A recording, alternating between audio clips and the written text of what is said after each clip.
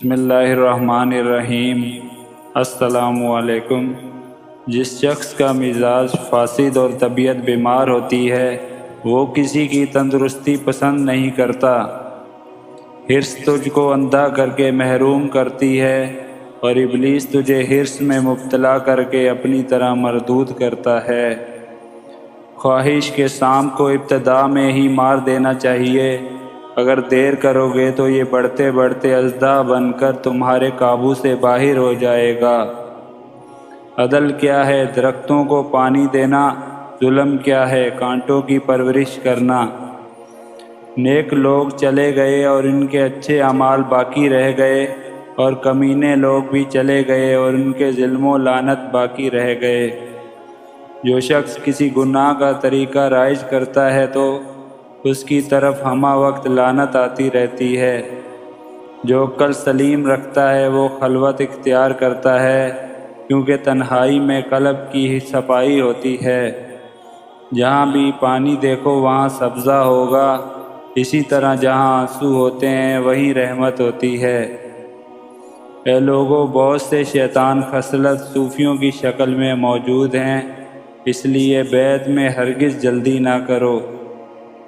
اللہ والوں کی باتیں سکون قلب عطا کرتی ہیں، اور اہل ظاہر کی باتیں دل میں انتشار اور بے اطمینانی پیدا کرتی ہیں۔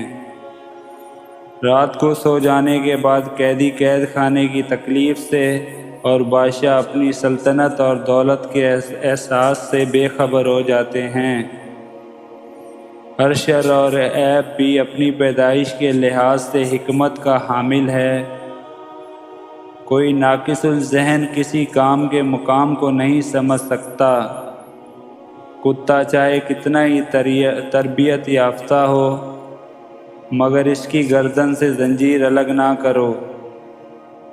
کتنے ہی متقی ہو جاؤ، مگر نفس سے کبھی بے فکر نہ ہونا۔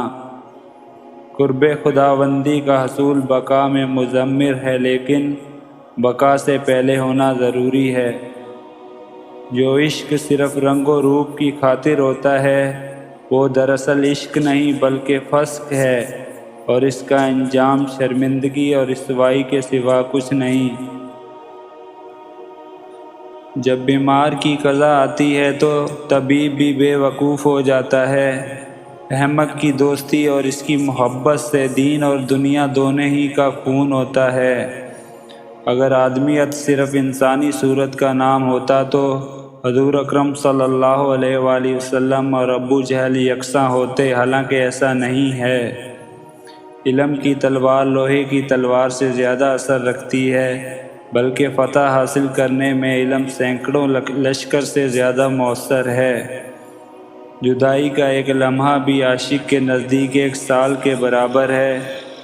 اللہ تعالیٰ جب کسی فرد کی عیب پوشی کرنا چاہتا ہے تو اسے معیوب لوگوں کے عیب پر بھی بات نہ کرنے کی توفیق بخش دیتا ہے۔